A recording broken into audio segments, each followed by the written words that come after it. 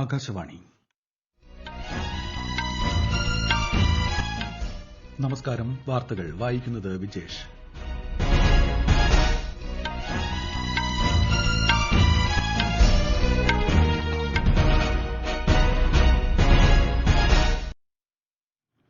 പ്രധാന വാർത്തകൾ. കർഷകരിൽ നിന്നും ഖാരിഫ് വിളകൾ കുറഞ്ഞ താങ്ങുവിലയ്ക്ക് സംഭരിച്ചു തുടങ്ങിയതായി കേന്ദ്ര സർക്കാർ. രാജ്യത്തെ കോവിഡ് മുക്തി നിരക്ക് 85% ഉയർന്നു. മരണനിരക്ക് 1.55%. കേരളത്തിലെ കോവിഡ് മരണനിരക്ക് ദേശീയ ശരാശരിയേക്കാൾ വളരെ താഴെയാണെന്ന് മുഖ്യമന്ത്രി പിണറായി വിജയൻ. ബീഹാർ ഒന്നാംഘട്ട നിയമസഭാ തെരഞ്ഞെടുപ്പിലെ സ്ഥാനാർത്ഥി പട്ടിക ബിജെപി പുറത്തുവിട്ടു. തമിഴ്നാട് നിയമസഭാ തെരഞ്ഞെടുപ്പിൽ എടപ്പാടി കെ പളനിസ്വാമി എഐഎഡിഎംകെയുടെ മുഖ്യമന്ത്രി സ്ഥാനാർത്ഥിയാകും. ഐപിഎല്ലിൽ കൊൽക്കത്ത നൈറ്റ് റൈഡേഴ്സ് ഇന്ന് ചെന്നൈ സൂപ്പർ കിങ്സുമായി ഏറ്റുമുട്ടും. വാർത്തകൾ വിശദമായി. ഖാരിഫ് വിപണി സജീവമായതോടെ കർഷകരിൽ നിന്നും വിളകൾ കഴിഞ്ഞ കാലങ്ങളിലെ പോലെ കുറഞ്ഞ താങ്ങുവിലയ്ക്ക് സംഭരിച്ചു തുടങ്ങിയതായി കേന്ദ്ര ഭക്ഷ്യ പൊതുവിതരണ മന്ത്രാലയം. വിശദാംശങ്ങളുമായി സുവർണ.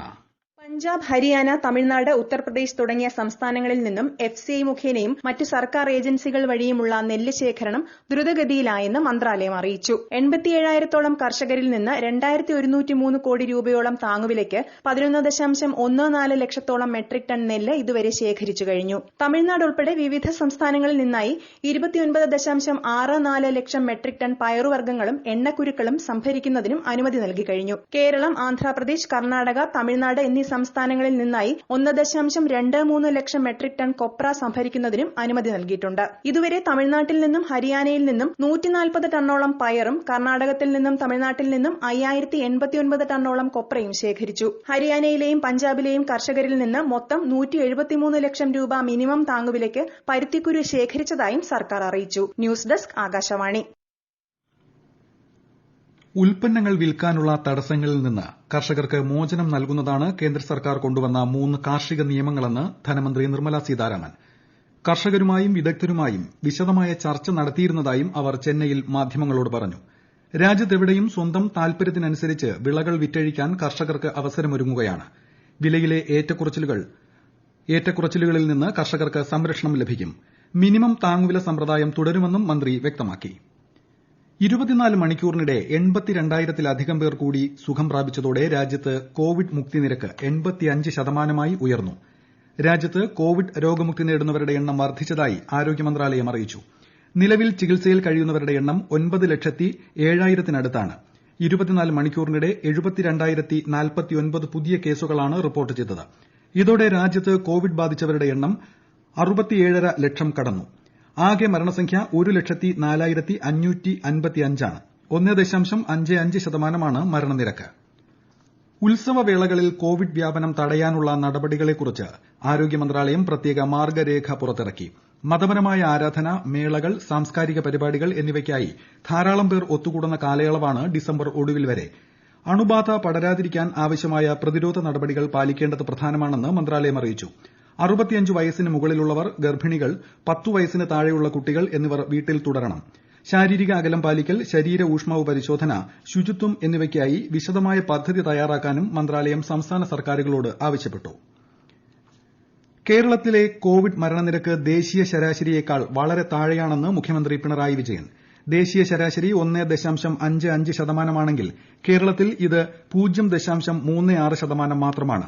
ദേശീയതലത്തിൽ 10,00,099 ആളുകൾ മരിച്ചപ്പോൾ കേരളത്തിൽ ഇത് 24.5 ആണെന്നും മുഖ്യമന്ത്രി പറഞ്ഞു. ടെസ്റ്റ് പോസിറ്റിവിറ്റി നിരക്ക് ദേശീയതലത്തിൽ 8.3% കേരളത്തിൽ 7.2 ആണ്. സംസ്ഥാനത്തെ 0.8% ആളുകളിൽ മാത്രമാണ് ഓഗസ്റ്റ് മാസം വരെ രോഗം വന്നുപോയതെന്നും ICMR നടത്തിയ സെറോ സർവേ ഫലം ചൂണ്ടിക്കാട്ടി മുഖ്യമന്ത്രി പറഞ്ഞു. ജാഗ്രതയും സ്വീകരിച്ച നടപടികളും വെറുതെയായില്ല എന്ന് ഇതിൽ നിന്ന് മനസ്സിലാക്കാനാകുന്നുണ്ടെന്നും അദ്ദേഹം പറഞ്ഞു.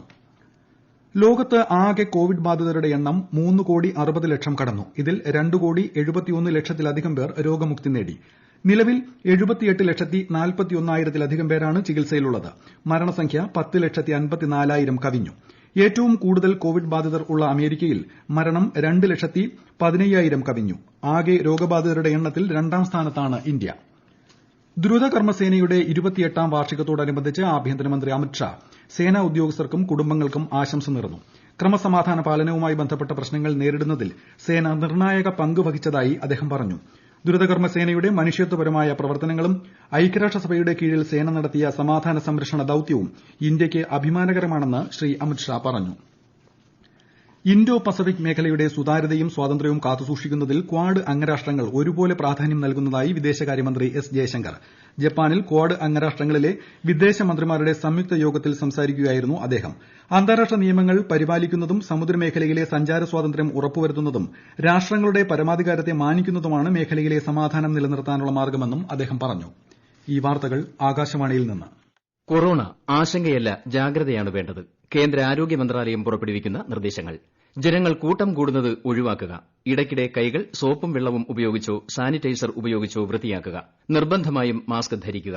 പനിയോ ചുമയോ ശ്വാസതടസ്സമോ തുടരുന്ന സാഹചര്യത്തിൽ വൈദ്യസഹായം തേടുക. കൊറോണയെ സംബന്ധിച്ച വിവരങ്ങൾക്ക് ആരോഗ്യ മന്ത്രാലയത്തിന്റെ 1075ലും ദിശയുടെ 1056ലും ബന്ധപ്പെടാം. ബീഹാറിലെ ഒന്നാംഘട്ട നിയമസഭാ തെരഞ്ഞെടുപ്പിനുള്ള 27 സ്ഥാനാർത്ഥികളുടെ പട്ടിക ബിജെപി പുറത്തിറക്കി. 243 അംഗ നിയമസഭയിൽ ജെഡിയു 122 സീറ്റിലും ബിജെപി 121 സീറ്റിലും മത്സരിക്കുമെന്ന് കഴിഞ്ഞ ദിവസം ധാരണയിലെത്തിയിരുന്നു. ജെഡിയു ആർജെഡി കോൺഗ്രസ് സ്ഥാനാർത്ഥികളുടെ പട്ടിക ഇതുവരെ പുറത്തിറക്കിയിട്ടില്ല. നാളെയാണ് ഒന്നാംഘട്ട തെരഞ്ഞെടുപ്പിലേക്ക് നാമനിർദ്ദേശ പത്രിക സമർപ്പിക്കാനുള്ള അവസാന തീയതി. ഈ മാസം 28നാണ് 71 നിയമസഭാ മണ്ഡലങ്ങളിൽ ഒന്നാംഘട്ട വോട്ടെടുപ്പ്. അടുത്ത വർഷം നടക്കാനിരിക്കുന്ന തമിഴ്നാട് നിയമസഭാ തെരഞ്ഞെടുപ്പിൽ മുഖ്യമന്ത്രി എടപ്പാടി പളനിസ്വാമി എഐഎഡിഎംകെയുടെ മുഖ്യമന്ത്രി സ്ഥാനാർത്ഥിയാകും. പാർട്ടി കോഓർഡിനേറ്ററും ഉപമുഖ്യമന്ത്രിയുമായ ഒ പന്നീർശെൽവമാണ് പാർട്ടി ആസ്ഥാനത്ത് ഇത് സംബന്ധിച്ച പ്രഖ്യാപനം നടത്തിയത്. ദീർഘമായ ചർച്ചകൾക്കൊടുവിലാണ് സ്ഥാനാർത്ഥി പ്രഖ്യാപനം നടന്നത്. 11 പേരടങ്ങുന്ന സ്റ്റിയറിംഗ് കമ്മിറ്റിയായിരിക്കും നിയമസഭാ തെരഞ്ഞെടുപ്പുമായി ബന്ധപ്പെട്ട പാർട്ടി കാര്യങ്ങളുടെ ചുമതല. ഹാഥ്രസ് സംഭവം അന്വേഷിക്കുന്ന പ്രത്യേക സംഘത്തിന് അന്വേഷണം പൂർത്തിയാക്കാൻ 10 ദിവസത്തെ സമയം കൂടി യുപി സർക്കാർ അനുവദിച്ചു. കേസിൽ അന്വേഷണ റിപ്പോർട്ട് സമർപ്പിക്കേണ്ട തീയതി ഇന്ന് അവസാനിക്കാനിരിക്കെയാണ് തീരുമാനം. അതേസമയം ഹാഥ്രസ് സംഭവത്തിൽ ഏത് തരത്തിലുള്ള അന്വേഷണത്തിനും തയ്യാറാണെന്ന് ഉത്തർപ്രദേശ് സർക്കാർ ഇന്നലെ സുപ്രീം കോടതിയിൽ നൽകിയ സത്യവാങ്മൂലത്തിൽ അറിയിച്ചിരുന്നു. സിബിഐ അന്വേഷണത്തിനും തയ്യാറാണെന്നും എന്നാൽ അത് കോടതിയുടെ മേൽനോട്ടത്തിൽ വേണമെന്നും അറിയിച്ചിട്ടുണ്ട്. മയക്കുമരുന്ന് കേസിൽ നടി റിയ ചക്രവർത്തിക്ക് ബോംബെ ഹൈക്കോടതി ഉപാധികളോടെ ജാമ്യം അനുവദിച്ചു. 1 ലക്ഷം രൂപ കെട്ടിവെക്കണമെന്ന് കോടതി നിർദ്ദേശിച്ചു. 10 ദിവസം പോലീസ് സ്റ്റേഷനിൽ ഒപ്പുവെക്കണം. അന്വേഷണ ഉദ്യോഗസ്ഥരെ അറിയിക്കാതെ മുംബൈക്ക് പുറത്ത് യാത്ര ചെയ്യരുതെന്നും വ്യവസ്ഥയുണ്ട്. കേസിലെ മറ്റൊരു പ്രതിയായ അബ്ദുൾ പരിഹാറിന്റെ ജാമ്യാപേക്ഷ കോടതി തള്ളി. ഐപിഎല്ലിൽ കൊൽക്കത്ത നൈറ്റ് റൈഡേഴ്സ് ഇന്ന് ചെന്നൈ സൂപ്പർ കിങ്സുമായി ഏറ്റുമുട്ടും. അബുദാബിയിൽ ഇന്ത്യൻ സമയം രാത്രി 7:30-നാണ് മത്സരം. ഇന്നലെ രാജസ്ഥാൻ റോയൽസിനെ 57 റൺസിന് തകർത്ത് മുംബൈ ഇന്ത്യൻസ് ഉജ്ജ്വല വിജയം നേടിയിരുന്നു. ഫ്രഞ്ച് ഓപ്പൺ ടെന്നീസിൽ പുരുഷ സിംഗിൾസിൽ റഫേൽ നദാൽ സെമി ഫൈനലിൽ. ഇറ്റാലിയൻ താരം ജെന്നിക് സിന്നറിനെ തോൽപ്പിച്ചാണ് നദാൽ സെമിയിലെത്തിയത്. സ്കോർ 7-6, 6-4, 6-1. മറ്റൊരു മത്സരത്തിൽ 3ാം സീഡ് ഡൊമിനിക് തീമിനെ അട്ടിമറിച്ച് ദിയോഗോ ഷോർട്ട്സ്മാൻ സെമി ഫൈനലിലെത്തി. ക്വാർട്ടറിൽ നൊവാക് ജോക്കോവിച്ച് ഇന്ന് കരെനോ ബാസ്റ്റയെ നേരിടും. പിഎം സ്വനിധി പോർട്ടലിനെയും സ്റ്റേറ്റ് ബാങ്ക് ഓഫ് ഇന്ത്യ പോർട്ടലിനെയും ഏകോപിപ്പിക്കുന്ന ആപ്ലിക്കേഷൻ പ്രോഗ്രാമിംഗ് ഇന്റർഫേസ് കേന്ദ്ര ഭവന നഗരകാര്യ സെക്രട്ടറി ദുർഗാശങ്കർ മിശ്ര ഉദ്ഘാടനം ചെയ്തു. വായ്പയ്ക്കുള്ള അപേക്ഷാ നടപടികൾ സുഗമമാക്കാൻ ഇതിലൂടെ സാധിക്കും. പിഎം സ്വനിധി പദ്ധതിയിലൂടെ വായ്പ എടുക്കുന്ന വഴിയോര കച്ചവടക്കാർക്ക് ഇത് വളരെയേറെ ഉപകാരപ്രദം.